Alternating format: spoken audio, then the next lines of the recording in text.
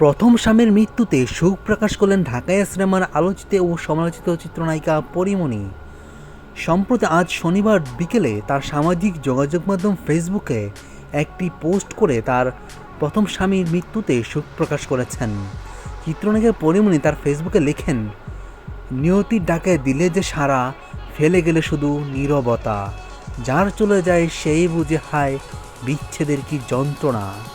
সব শেষে চিত্রনায়িকা পরীমণি অনেকগুলো ডট ডট ডট দিয়ে একটি ব্ল্যাক ইমোজি লাভ শেয়ার করেন এবং তার ভক্তরা বুঝতে বাকি নেই চিত্রনায়িকা পরীমণি তার প্রথম স্বামী ইসমাইল হোসেনের মৃত্যুতে তার সামাজিক যোগাযোগ মাধ্যম ফেসবুকে একটি শোক প্রকাশ করেছেন।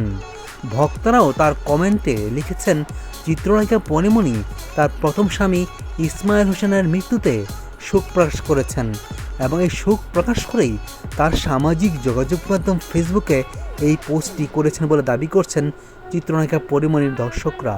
খুব সুন্দর করে তিনি বুঝিয়ে দিয়েছেন প্রথম স্বামীর মৃত্যুতে শোক প্রকাশ।